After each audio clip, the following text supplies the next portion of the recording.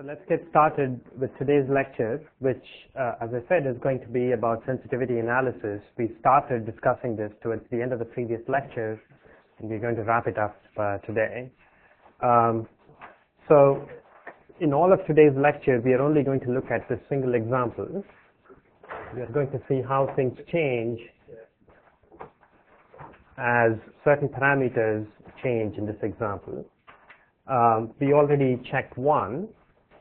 So we said if x2, which happens to be a non-basic variable in this case, if its coefficient changes from 30, we figured out what the changes have to be. So that is the optimal dictionary associated with this problem. And we observed that because the coefficient of x2 in the last row is -5, that says that if we introduce x2 into the basis, we are going to lose $5 for every unit increase, and therefore x2's profit should be increased by at least 5, so that the current basis becomes suboptimal. Okay? So if x2 is increased, if the coefficient of x2 is increased by any amount up to 5, or decreased by any amount, the same basis remains optimal. Because the same basis remains optimal, and none of the other parameters change, the same solution remains optimal. Okay? Yes? So up to 5 because the next coefficient up is -10? No. So we are only looking at changing C2. Okay? So right now you get a profit of $30 for every unit of C2. Okay? And in the optimal dictionary, you're told, so the optimal dictionary tells you that if you increase x2 by 1, you're going to lose $5. So therefore, if that entry were 33 instead of 30, then this -5 would change to -2, but it will still be unprofitable for you to make x2. Okay? Of course, if it changes to, if 30 becomes 40, then the -5 becomes +5. The current dictionary is no longer optimal, and you would use the primal simplex method. Okay? So this is how we ended the previous lecture, where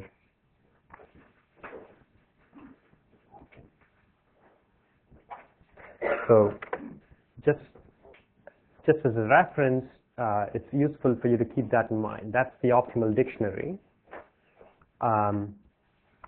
And if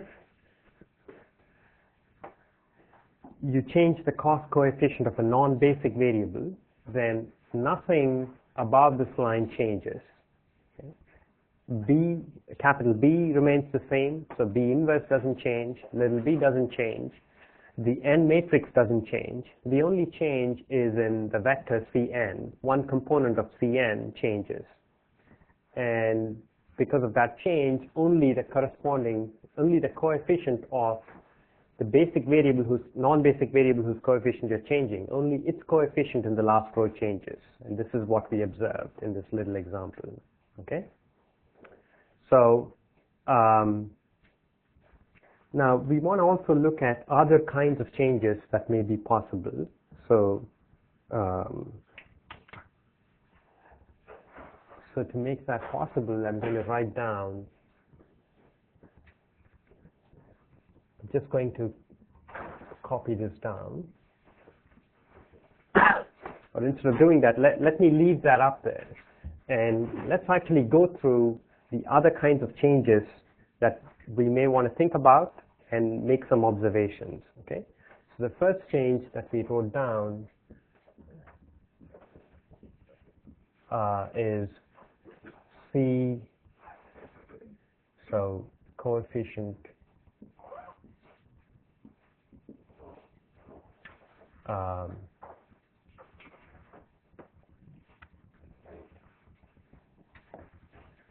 Cj for J non-basic. Okay. This is what we've discussed. The effect is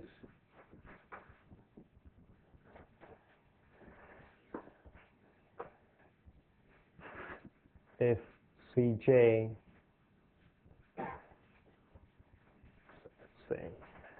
say Cj becomes Cj plus some delta, okay? The effect is if delta is less than 0,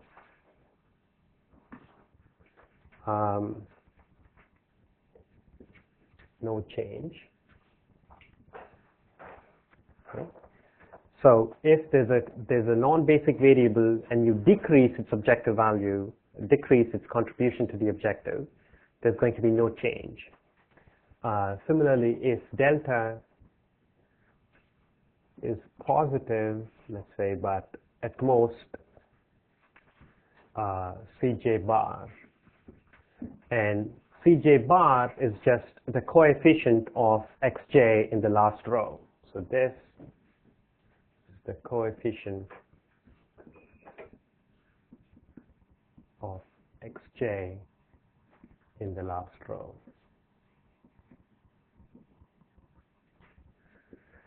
So in either one of these cases, and of course, I could just say, if this is true, get rid of this completely.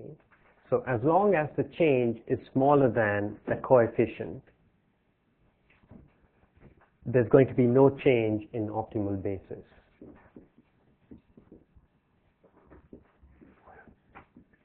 Okay?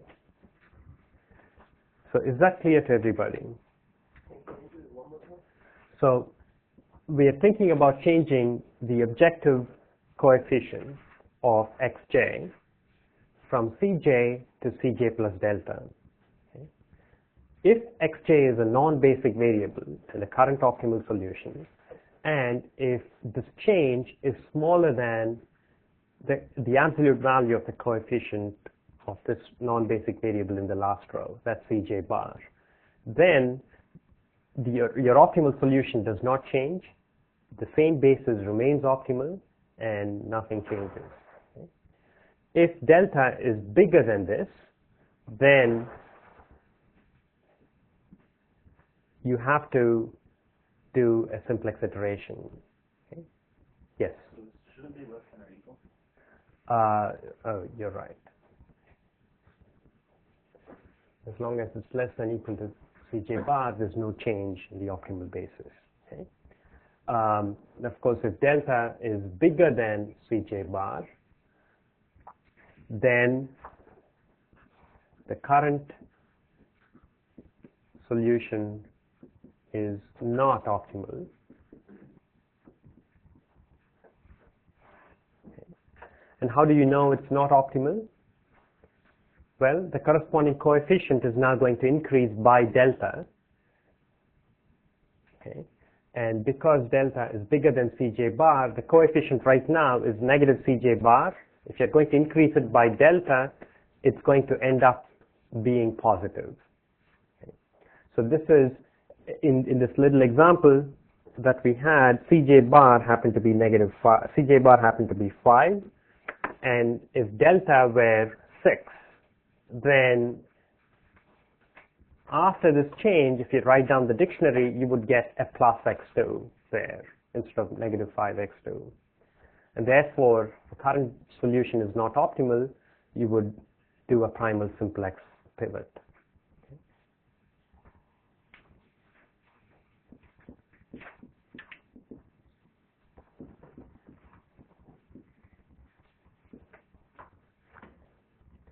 Okay. So why would you use primal simplex? Well, once again, if you go back to this dictionary,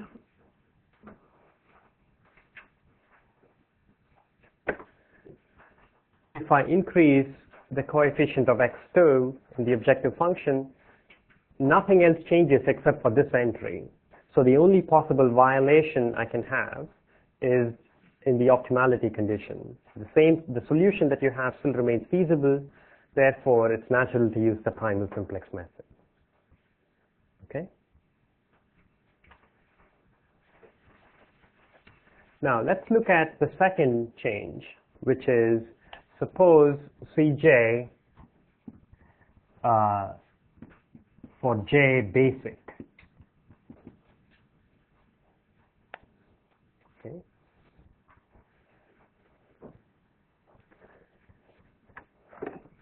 So what I'm thinking about is, let's say, changing the coefficient of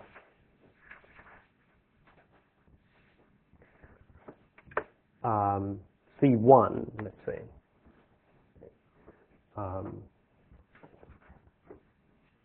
So notice that in this dictionary, x1 and x3 are basic variables. Okay? So suppose I increase, instead of 60, which is the coefficient of x1, I make it 60 plus delta.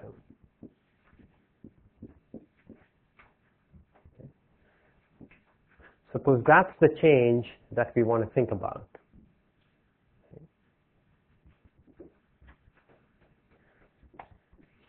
So the first question that we'd like to answer for ourselves is, what are the entries in the dictionary that would change if you make this modification?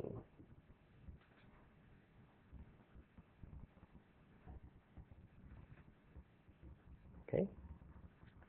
So to make that sort of easy to see, I want to show you once again the dictionary.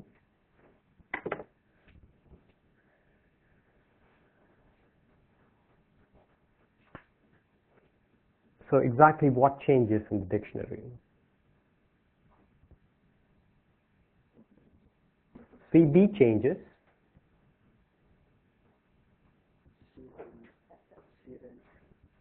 Cn does not change, right? Cn is the coefficient, the cost coefficient of all the non-basic variables. So that vector doesn't change. So the only change, okay, so only CB changes.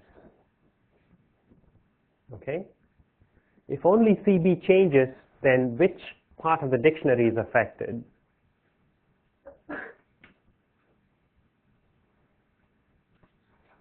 Yes? Just the last row, right? So only the last row is affected.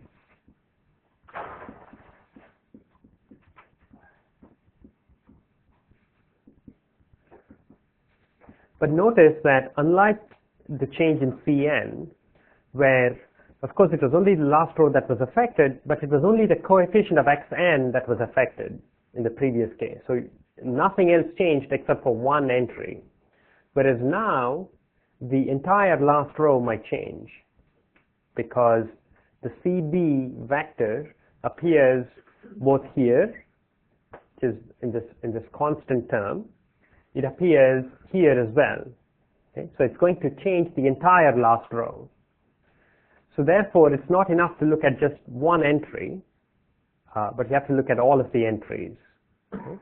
And to do that, you have to recompute the entire last row. Okay? So how would you recompute it?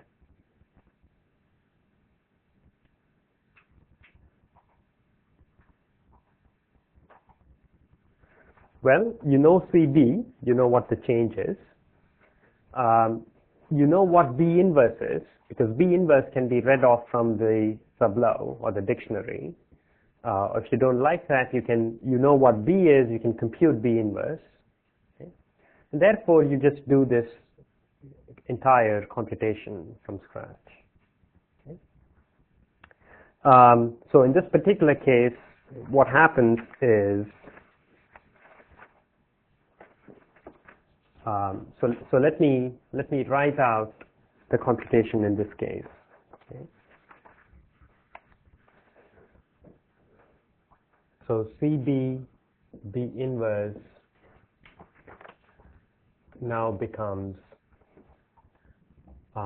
So I want to remind you that all of this will be in your notes, so you don't have to write it down. But I want to remind you that the basic variables are in the order S1, X3, S1. Okay? S1, X3, X1. That's the order. Okay? So CB is going to be 0, 20, and 60 plus delta. Okay? That is the order. And B inverse in this case happens to be the following matrix. And in fact, this was mentioned in the previous class's notes, so you can look it up. So this turns out to be 0, 10 minus 1/2 delta and 10 plus 3 delta over 2. So that's just what it works out to. So this is how the CBB inverse term changes. Okay? But of course, it's not just CBB inverse. This is going to be the constant. This times B is going to be how the constant changes.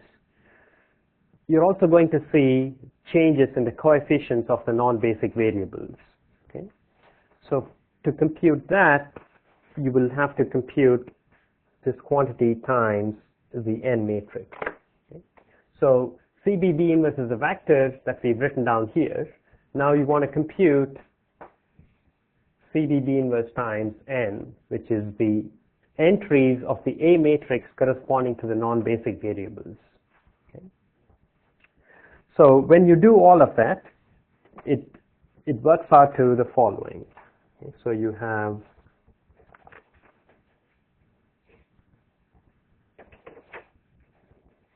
Z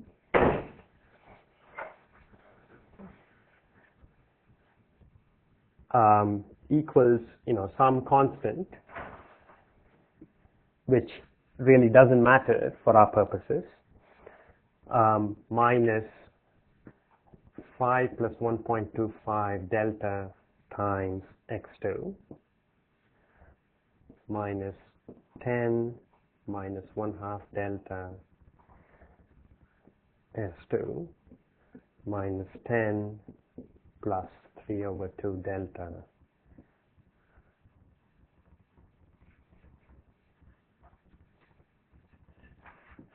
S3. So Z is going to be some constant which will depend on delta, okay? But it's not going to affect anything else. Okay? So this number is going to depend on delta. In fact, this is just this times the vector b, whatever that number works out to.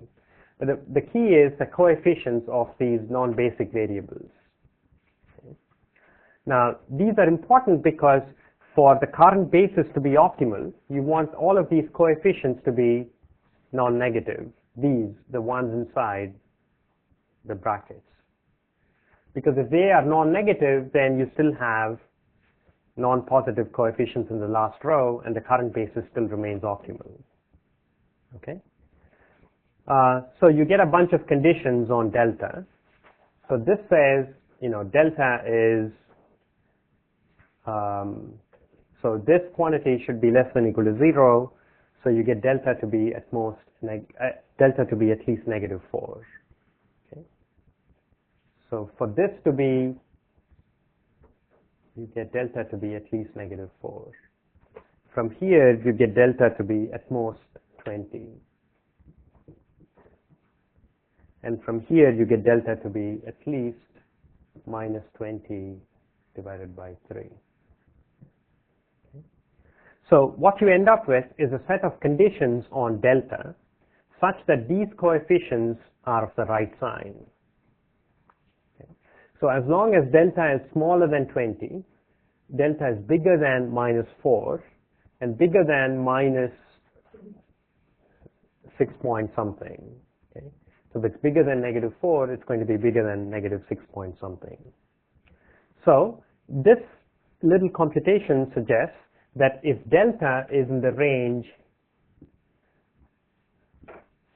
-4 to 20, for delta in that range, the same basis remains optimal. Okay?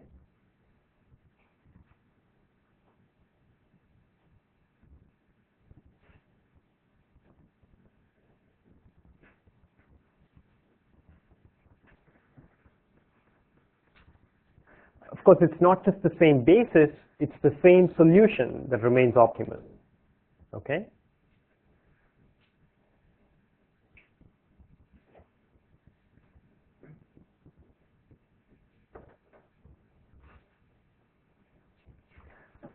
But the objective value is going to change with change in delta, The reason is you're modifying the contribution of a basic variable.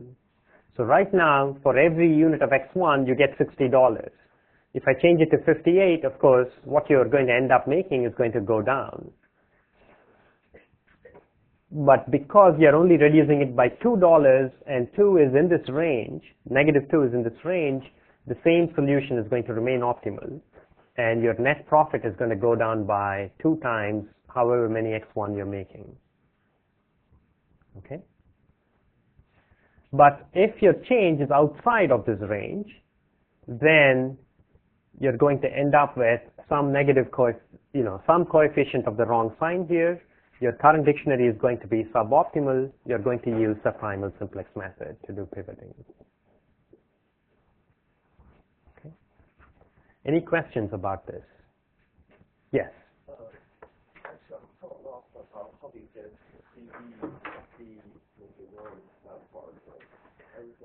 So how did I get this quantity? Well, CB is the cost coefficients of the basic variables. Okay. So the basic variables for this particular problem are given here. So they are S1, X3, and X1. I've just put them in that order. So right now, my objective function coefficients of S1, X3, and X1 are 0, 20, and 60. Okay. So this is the statement of the problem. The optimal dictionary turns out that S1, X3, and X1 are my basic variables. So therefore, the CB vector is going to be 0 because my objective function has 0 S1. It's going to be 20 and 60. Okay. With that as your basis, you can show that B inverse happens to be this. Okay. So you could arrange your basic variables any way you like. You could have them as X1, X3, and S1, in which case this vector would be 60 plus delta, 20, and 0. And B inverse would be rearranging these columns. Okay. So this is how you get CB B inverse, and then everything follows because it's just a simple computation after that. Yes? And for the mandate, CG 24 and 5? For the non-basic, I'm sorry. So for the non-basic, I was thinking about modifying C2 from 30 to something else. Okay. And where did the B, so B is just, so what is B? B is the matrix which consists of the columns of A corresponding to the basic variables. Okay? So in our case, the B matrix is going to be, so let me write down, so the B matrix is going to be, because my basis is in the order S1, X3, X1, my B matrix is going to be the S1 column, the X3 column, which is 1, 3 over 2, and 1 over 2, and the X1 column, which is 8, 4, and 2.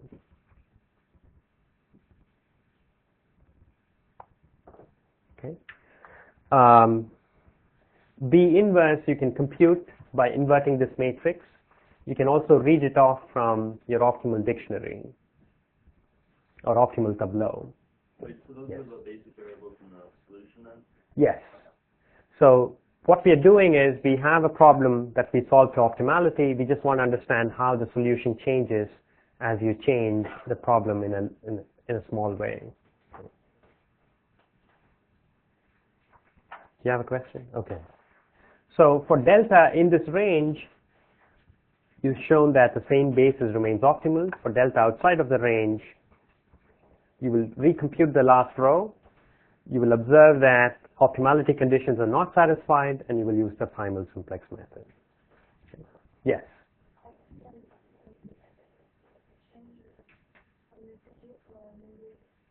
For a non-basic, so we went through this towards the end of the previous lecture, at the beginning of today as well. if I make that 30, so right now X2 is not produced. And I'm making $30 for every unit of X2. If I make that 30 25, you're still not going to change anything, right? If I make that 30, 10 million in this particular problem, then it seems like you will do as many X2s as you can. Okay? So at some point, you're going to change from not making any X2 at all to making some X2s. The question is, when does that happen? And the answer is that if you look at the optimal dictionary and look at the last row, so here X2 has a coefficient of -5. So Cj bar here is 5. Cj bar is just the negative of that coefficient. So as long as the increase in profit is at most 5, the same solution remains optimal. If the increase in profit is more than 5, if I make that 30 40, then I'm giving you $10 more, whereas this dictionary tells you that you're losing only 5 for every unit of X2 that you make. So therefore, you're going to come out ahead if you start manufacturing X2. Okay. So this is that's the rule. So if the increase in the coefficient is at most 5, the same solution is optimal. If the increase in the coefficient is more than 5, then the current solution is suboptimal and you'll have to use the primal simplex method. Okay. Any other questions? Yes. How did you come up with 5 plus 4.25? How did I come up with this? Well, I did the computation at home. Yeah. Because I didn't want to do those calculations here. Okay. It's also useful for you to see, let me see if I can pull this up.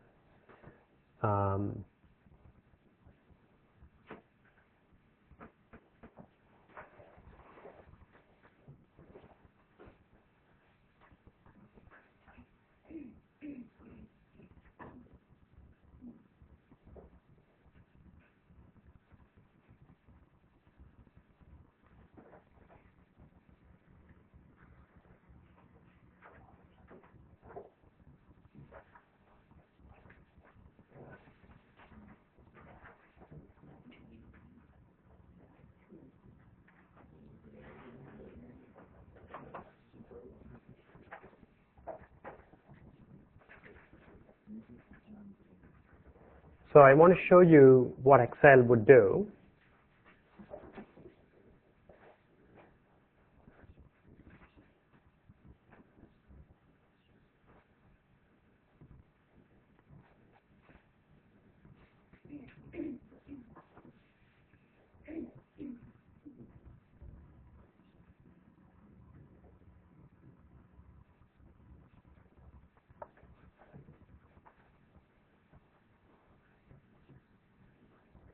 So just give me a minute to pull this up and then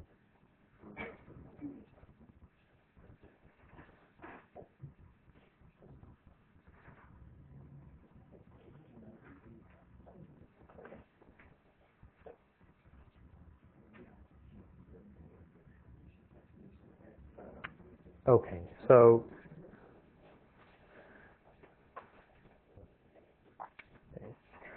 here is a little Excel spreadsheet. So I want you to focus on the second set of numbers.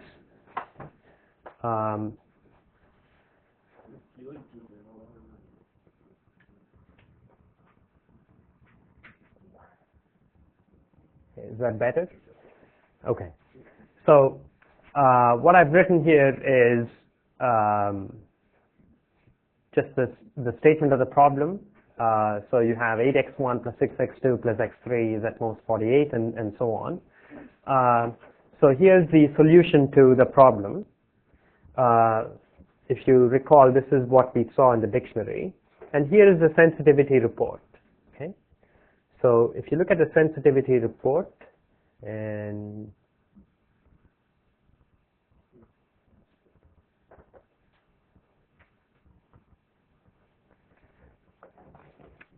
so I want to draw attention to the second row on top, okay, which says value x2. So notice that its final value, which is the value in the optimal solution, is 0. The reduced cost is -5. The objective coefficient is 30, and it says the allowable decrease that's infinity in Excel. So you can decrease it any amount you like. And the allowable increase is 5, as we suspected. Okay. Similarly, if you look at the first row on top, which is the objective coefficient is 60, the allowable increase is 20, and the allowable decrease is 4. Okay. So the computation we went through sort of explains how you get those numbers. Okay. So we said for any delta in the range -4 through 20, the same basis is optimal. That's exactly what Excel has computed and given you in its sensitivity report.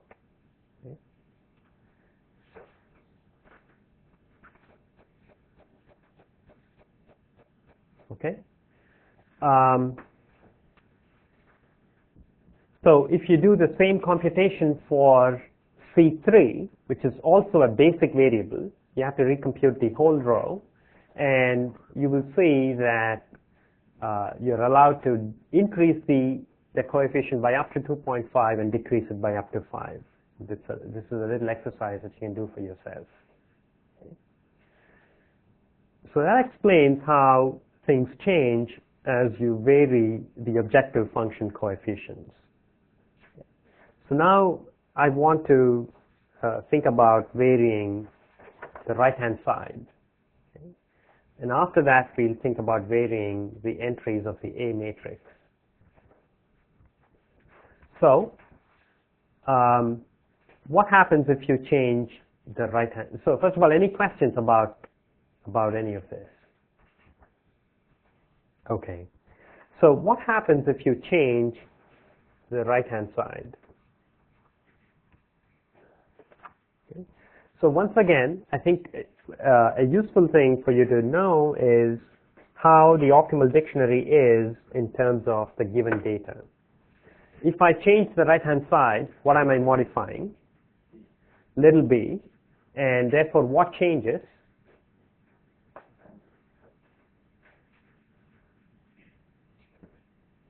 Everything? Actually not quite, right? It's only little b that changes. Okay. So the only change is in the first column of the dictionary, right? Little b doesn't appear anywhere else. Okay. So I have to recompute the first column. That's not too difficult to do. Now, once you recompute the first column, what could happen?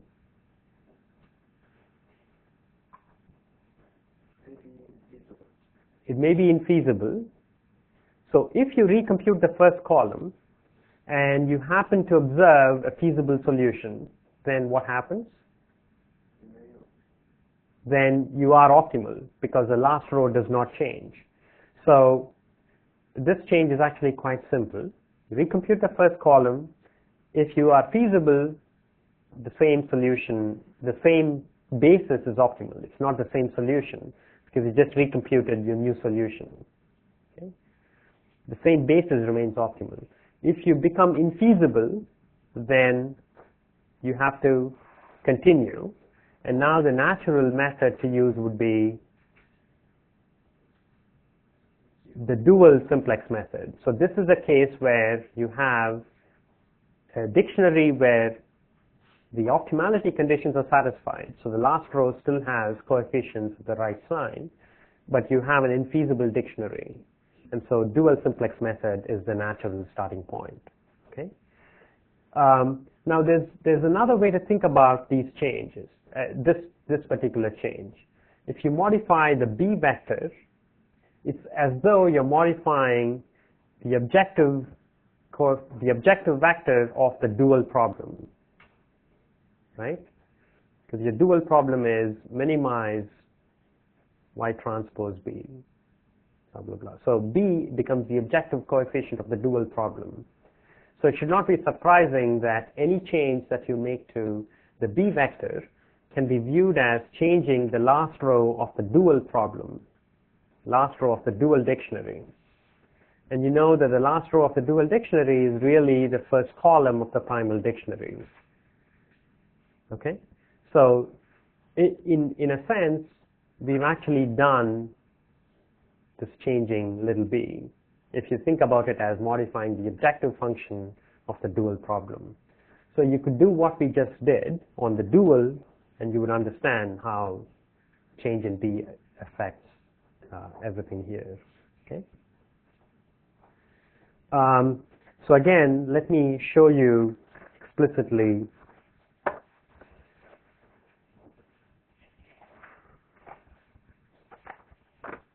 so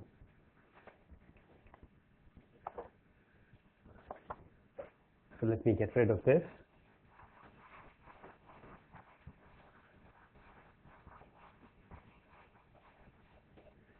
So right now the B vector is, so right now little b is 48, 20, and 8. B inverse we already know. B inverse is 1, 0, 0, 2, 2, negative 5, minus 8, minus 4, and 1.5.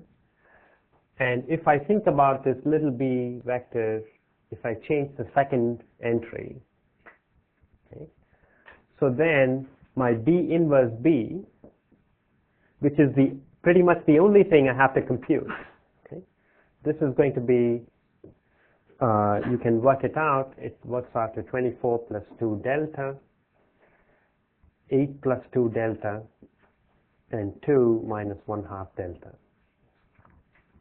Okay.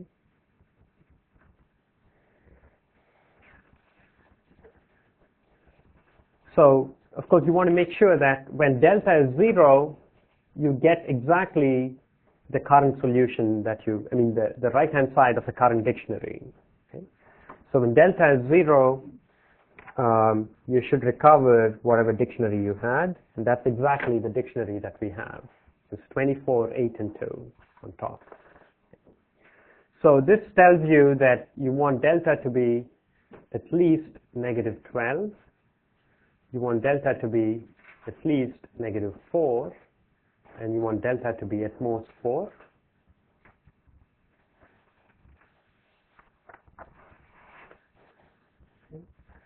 And for you to satisfy all of this, the range is that delta should be between negative 4 and 4. Okay. So if you're changing the right-hand side and you're changing just this, then the condition on delta is that it should be at most 4, and at least it cannot be smaller than negative 4 or bigger than 4. It has to be in this range. And if it is in this range, the same basis remains optimal, and your optimal dictionary is going to change in precisely this way, that this is going to become the right-hand side of the first 3 rows, and the entry, the first column, the first entry in the last row is also going to change. It's going to be CB, B inverse B. That's just going to be some number that you can compute. There's no restriction on that entry. That can be negative, positive, so you don't get any condition. Okay. So any questions about this? Now, if you remember, when we discussed modifying the objective value coefficients, okay, we made a distinction between basic and non-basic variables, right?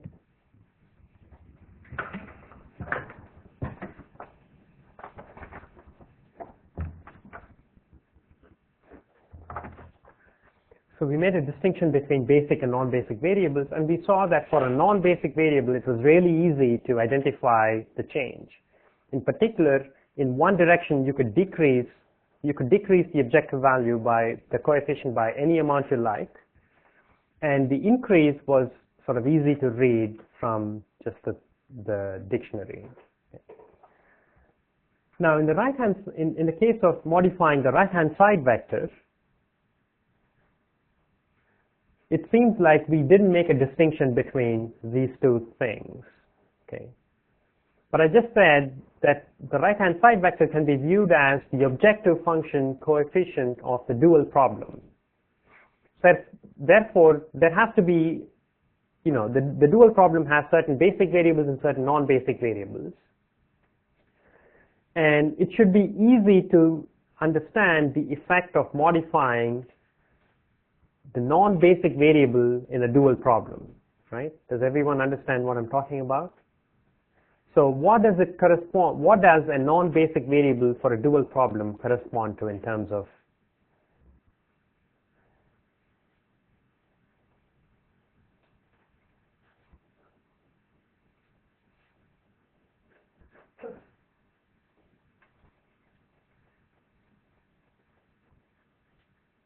So which variables will be non-basic in the dual problem and which ones will be basic?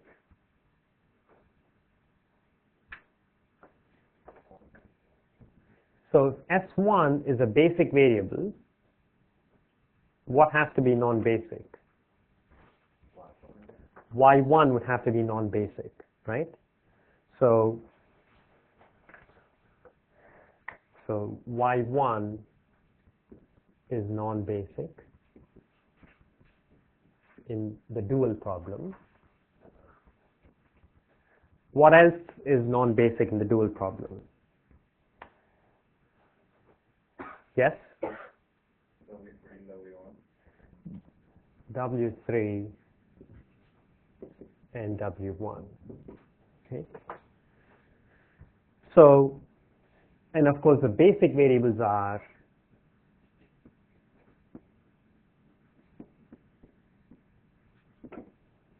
they're going to be Y2, Y3, and W2. Okay?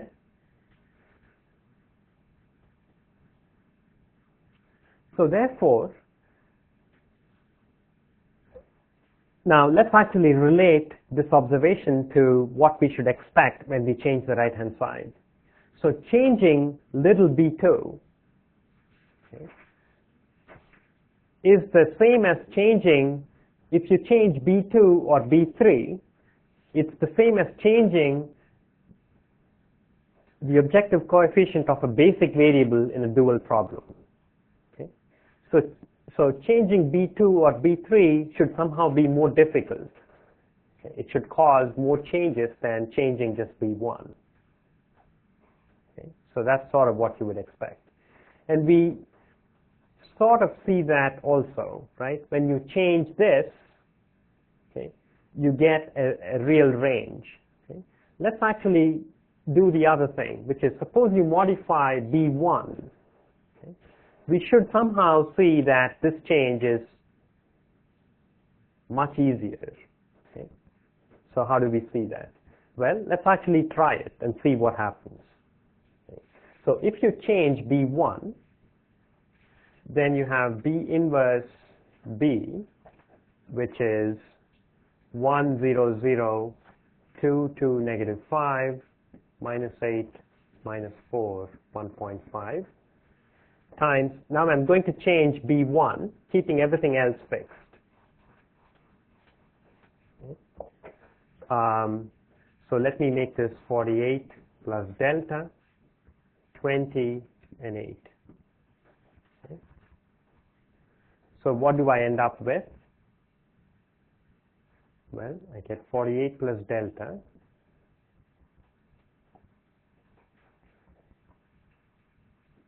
plus 40 minus 64.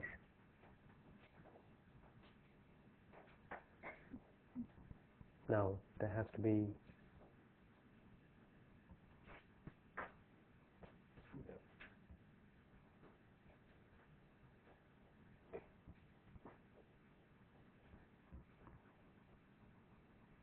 Yeah, okay.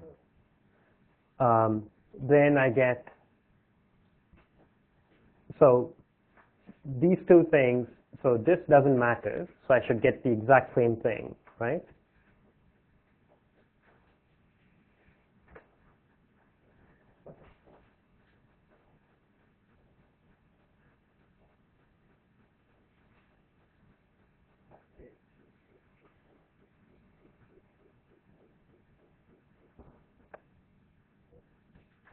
Something is wrong.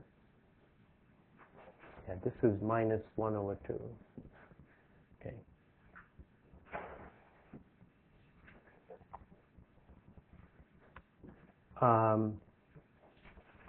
It's 10, 22. So this is what we end up with. Okay. So if you do the computation, these two entries do not change at all. Okay. Because these two entries are 0. Therefore, the change here is not picked up, doesn't affect anything. So let me back up a little bit and tell you what we're trying to do.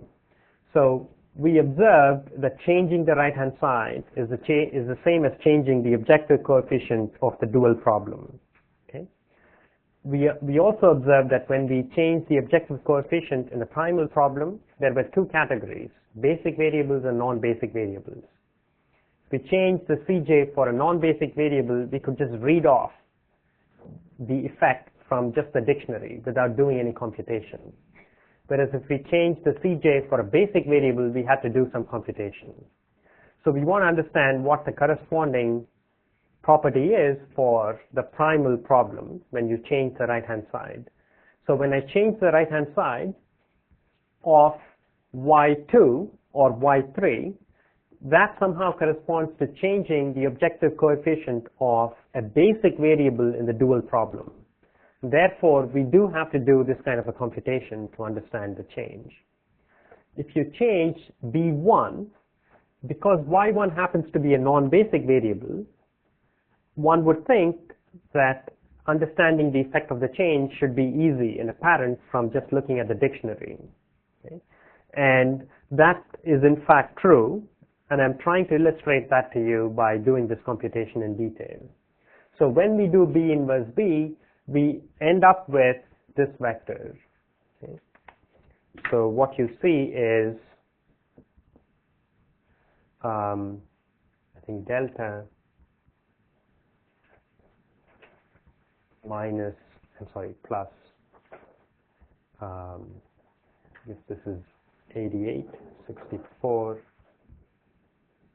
right? And this quantity is 8 and 2. So this is what you end up getting. Let me write it in black. So you get delta plus 24, you get 8 and 2. Okay? So what is the, yeah.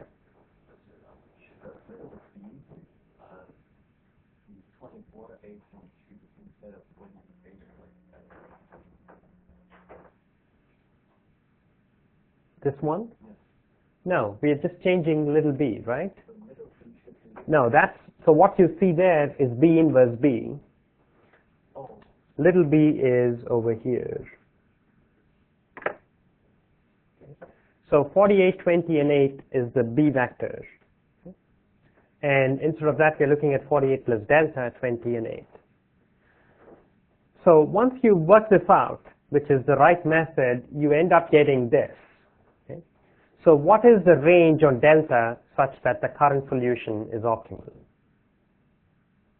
The current basis is optimal.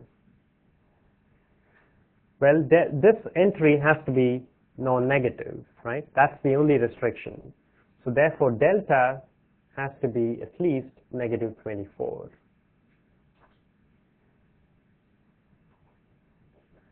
So as long as delta is bigger than minus 24, the same basis remains optimal. Okay? You can increase, so you can make that 48 as high a number as you like, and nothing changes. Yes? Can you just go through the computation of B minus? This one? Yeah, B. So to get the first entry here, this is just multiplying a matrix with a vector, right? So 1 times this, plus 2 times this, minus 8 times this. So that's what I have here. 0 times this, plus 2 times this, minus 4 times 8. That doesn't add up to. So that's nothing plus 40 minus 32. Okay? And so on.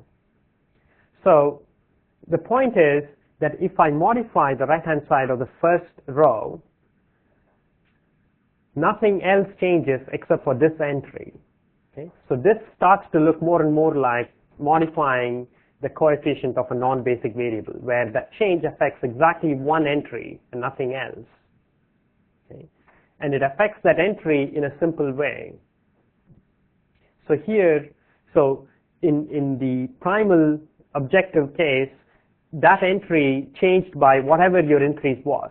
Okay? So in this case, for instance, if I instead of 30, I make it 33, this quantity, negative 5, is going to go up by 3. So it's going to become negative 2. Similarly, here, if I change the right-hand side by delta, the net effect is that B inverse B also goes up by delta. Okay? That's the only change. Nothing else changes. So what is special about Y1, or what is special about B1 that's not special about B2 and B3? The difference is that B1 happens to be the coefficient of a non-basic variable in the optimal dual dictionary, whereas B2 and B3 are coefficients of basic variables in the dual dictionary. So when you want to understand the change in B2 or B3, the computation is a little more difficult because delta will appear everywhere, or could appear everywhere. Whereas if we want to understand the change in B1, delta is going to show up only in the corresponding row. Okay.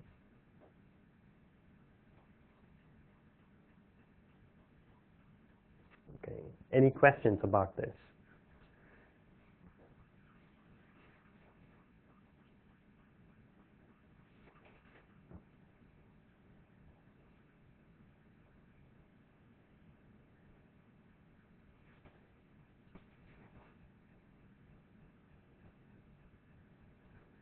Okay, so let me say this again, that so we discussed changing the C vector and changing the B vector.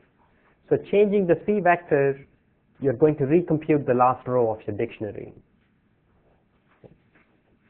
And if the last row is such that the dictionary is still optimal, you're done. If the new last row is such that the dictionary is not optimal, then you use the primal simplex method. Similarly, if you modify the B vector, you're going to recompute the first column of your dictionary. If the first column is non-negative, then you're done. But if the first column has some negative entries, then you have to use the dual simplex method and you would continue. Okay. Now, in each of these cases, there is a distinction between changing certain entries and changing certain other entries. In the case of modifying the C vector, the distinction is changing the coefficient of a basic variable versus a non-basic variable.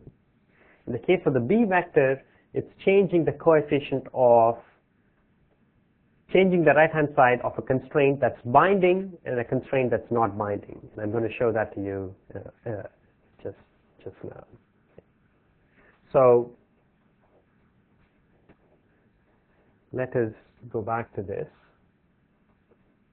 Okay. And observe, let's look at the second part, where, of course, we saw that if you modify the right-hand side of the second constraint, the allowable increase is 4 and the allowable decrease is 4. This is what we just saw. Whereas for the first constraint, the allowable increase is any amount you like, and the allowable decrease is 24. And if you go outside this range, you have to use an optimization procedure to re-optimize. Okay? Now, what is special about the first constraint that's not true about these two?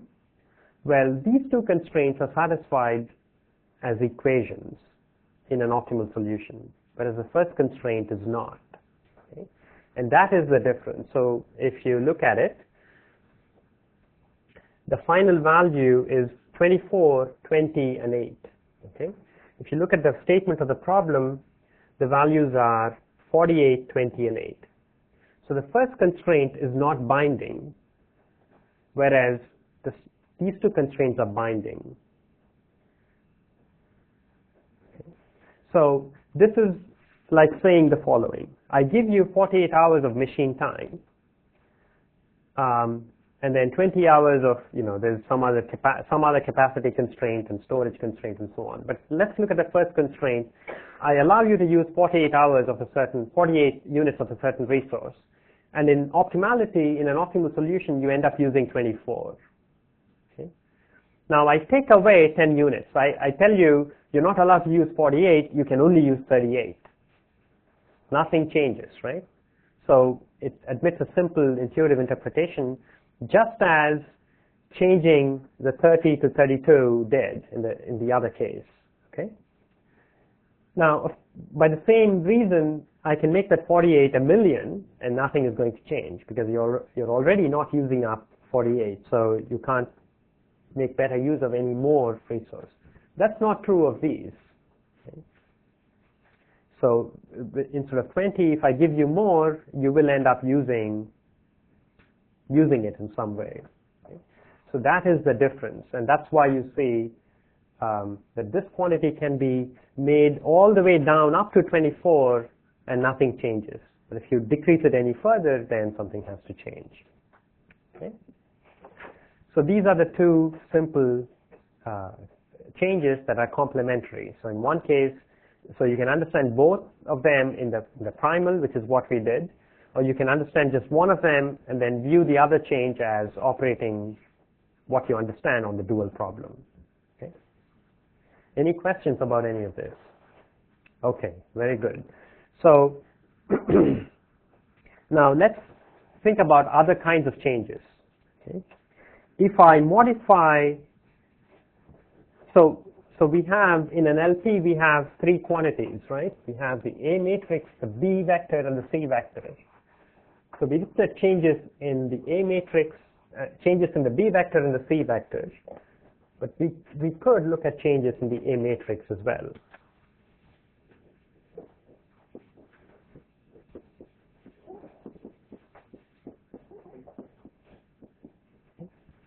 Now, if you have an exam? Okay. If I modify the A matrix, okay, what happens? If I change some column in the A matrix, so again, let's go back to this and look at what the dictionary looks like.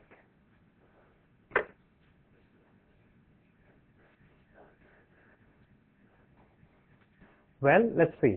So if I modify a column corresponding to to a basic variable, then everything changes, right? So if you change the column of a basic variable, then B changes, B inverse changes, your entire dictionary changes. You may as well just start from scratch. Okay. So changing a basic column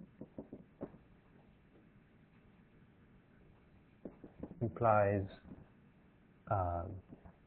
entire dictionary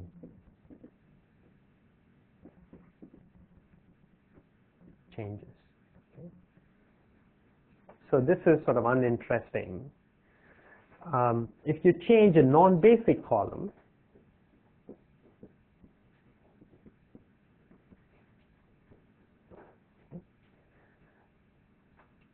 So for instance, in this particular problem, I could change the x2 column.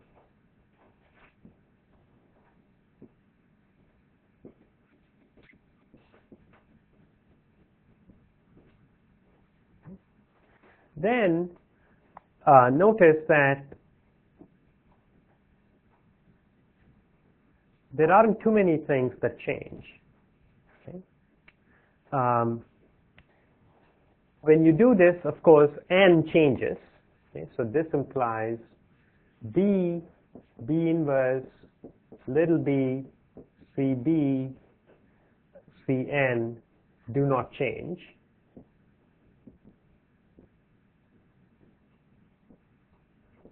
N changes. Okay. Actually, n changes in only one column. Okay. That's the column that you're modifying. So, the bottom line is you're going to change the coefficient of, so if you change x2, then the coefficient of, so the implication is the coefficient of x2 changes everywhere in the dictionary.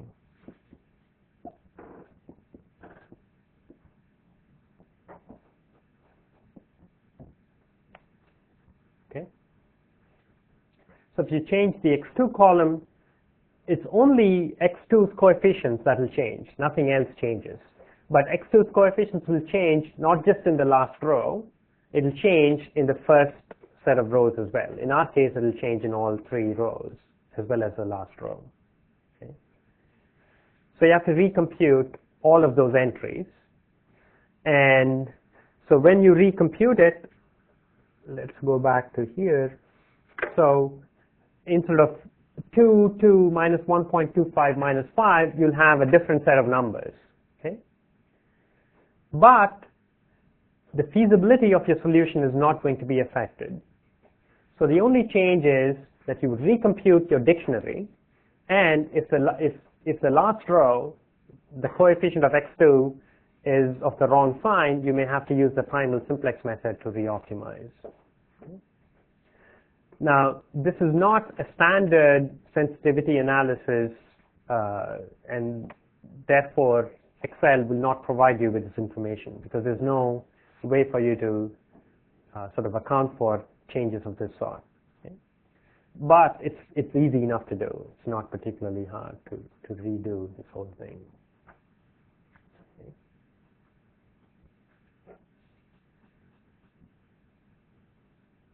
Anyone has a question about this?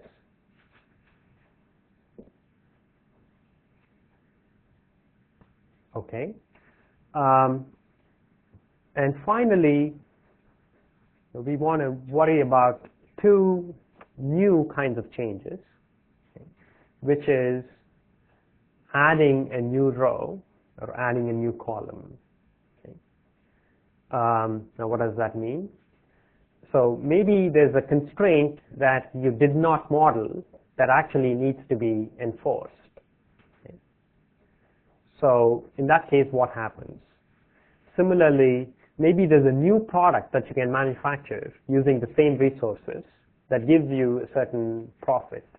In that case, how would you incorporate this new variable? Okay. Now, for those two changes, it's actually interesting that everything that we've done is sort of going to be useful to doing these changes. Okay, so let's think about adding a new constraint. Okay. So let's say that to this particular problem, suppose I add a constraint which is, x1 plus x3 is at most 15. Okay. Suppose that's a new constraint that needs to be added. Then what happens? That's your optimal solution, and we want to add this constraint.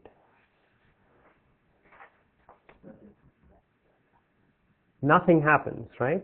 Because your current solution satisfies this new constraint. If I add a new constraint, what's the worst that can happen?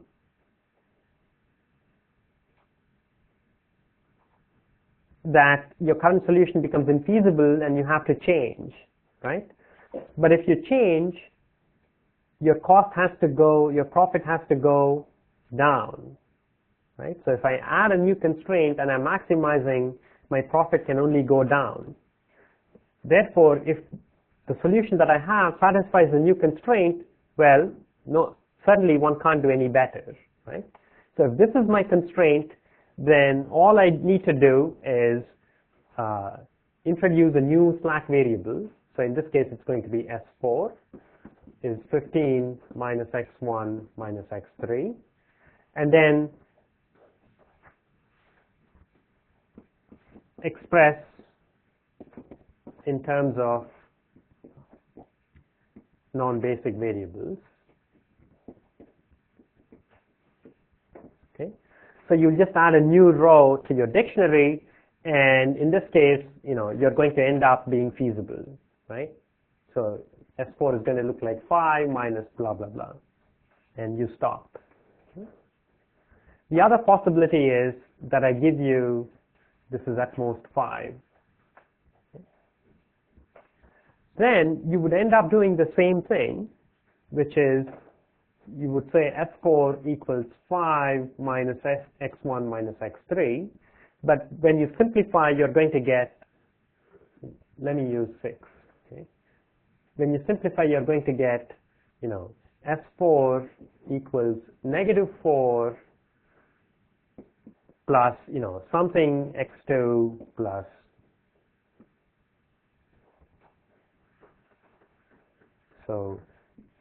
plus some A2 bar X2 plus A3 bar S2 plus A4 bar S.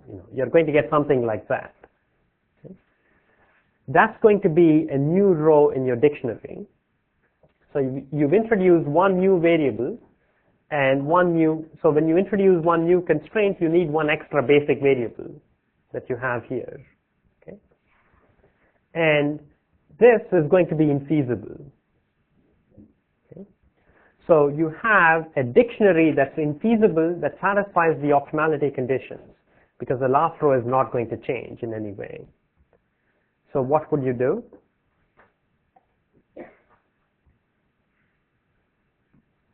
You would use the dual simplex method, right? You would have to make S4 leave the basis. Something else one of these will enter the basis and you will continue. So this is how you add a new row. Now what about adding a new column?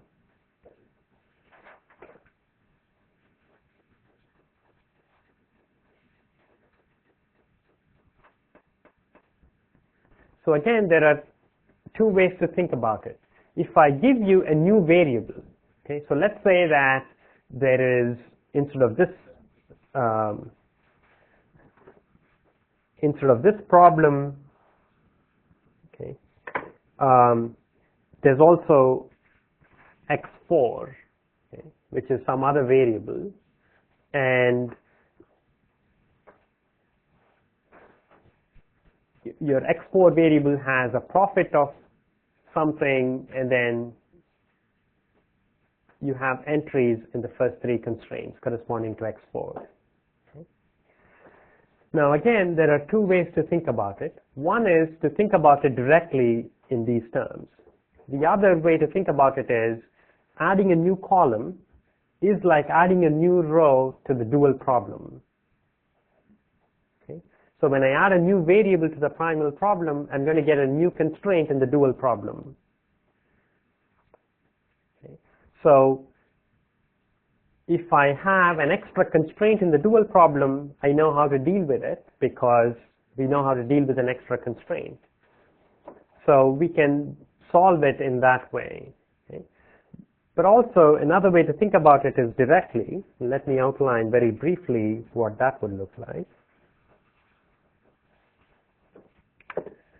So when I give you a new variable, the number of basic variables stay the same, right? Because the number of basic variables will still be 3 in this problem. So your new variable is going to be a non-basic variable, at least to begin with.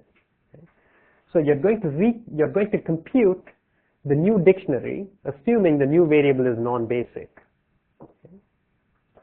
So your n matrix expands to accommodate this new variable, and you're going to compute the coefficients of this new variable on top and at the bottom.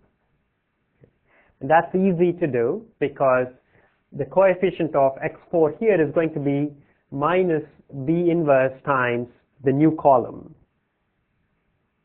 corresponding to x4.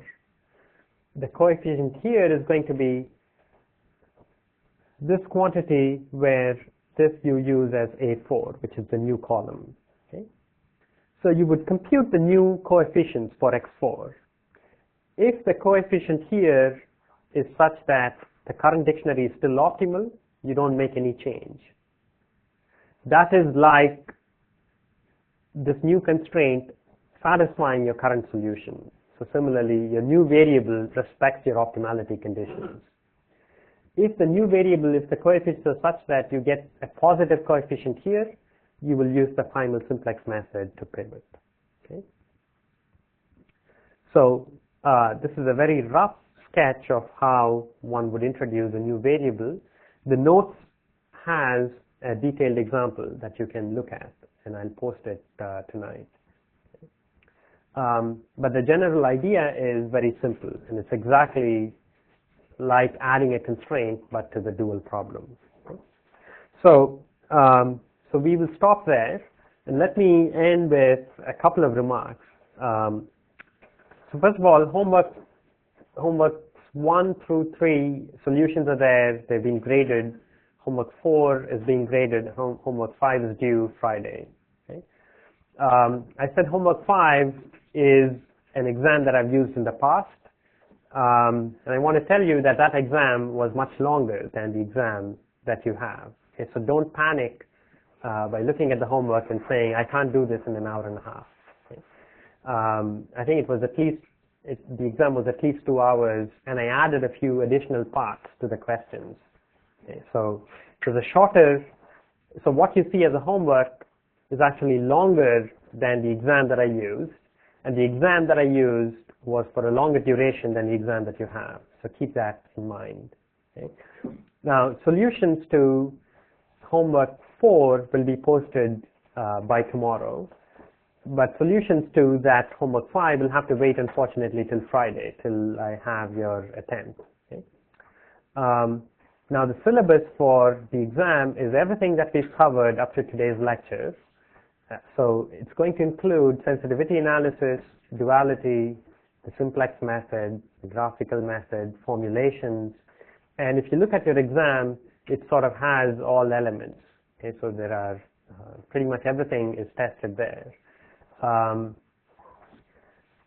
some of you brought to my attention some rumors that the average last time was 33 or 19 or 11. Don't believe any of this. Okay? The exam is meant to test your understanding. If the average is 33, then it reflects more poorly on me than it does on you. So you don't have to worry about it. Okay? The best way to prepare for the exam would be for you to review your lecture notes, review your homework assignments, and also read the textbook. And I realized that the textbook does things differently than we do in class, but I still want you to read the textbook to get an idea of what else is out there, because by definition in lecture we can only cover a small subset of what you ought to be learning. So while I may not test you on esoteric details of something in the text, I'll be very fair, but I do expect you to read and understand. You may not like the tableau method, and you don't have to understand tableaus, but you should understand the discussion surrounding it and understand the relationship between what we do and what is in the text. And sometimes having these complementary ways of learning is actually helpful in improving your understanding. Okay? Let's see, what else? So I will post a detailed syllabus outlining the sections of the text and so on for the midterm, and I'll put it in coursework somewhere. Okay? So I will see you Thursday when we will start a new topic that's not included in the exam. But given that we are behind, I don't want to delay doing that. So our next topic is going to be network flows. So this covers about this is actually a third of the class that we've covered in about half of the time. So from now on, what we're going to do is take different parts. So the first topic will be network flows, which are going to be special linear programs and special integer programs. And so we are going to sort of talk about transportation, shortest paths, things of this sort that have lots of applications in real life, can be visualized, and so the material will be slightly different, even though everything that we learn there will be a special case of what we've done. Okay? After that, we are going to look at what are called integer programming problems, which are linear programming problems, except that the variables have to be integers. And we are going to study algorithms for solving IPs. Then we are going to very briefly look at nonlinear programs before going to dynamic programming. Okay? So the next two sets of topics will be specialization and generalization of linear programming problems. And then we'll get to dynamic programming, which is sort of a slightly different technique than the other set of topics that we learn in this course. So this is roughly the plan for the second half. Okay. Okay, so we'll stop there and we'll continue on Thursday.